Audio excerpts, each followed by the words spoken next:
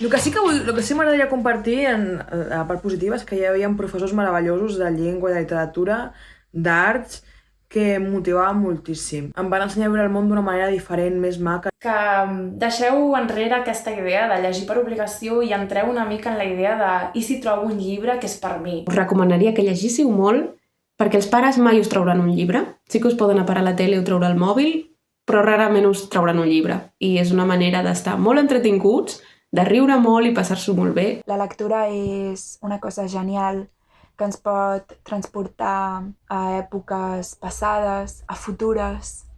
Ens pot inclús donar força per escriure els nostres propis llibres o contes. M'agradaria transmetre'ls molta força, ganes de menjar-se el món, ser conscients que ser diferent és un tresor, poder ser d'aquí i d'allà és una cosa molt potent.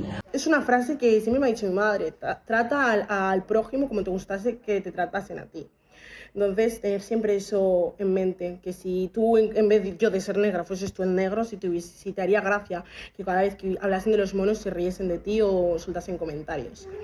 Me gustaría también expresar que leyesen, porque cuando lees, coges conocimiento y aprendes sobre todo a comportarte y a cuidar a las personas. No hi ha millor refugi que els llibres, que l'art, les pel·lícules. Són fonts de cultura que us faran més rics internament. Tots som diferents i això fa que siguem singulars i siguem únics. És molt habitual sentir-se aïllat, sentir-se sol, sentir-se incomprès, però estic segur que algun dia arribarà algú que ens digui et comprenc i llavors tot cobrarà sentit.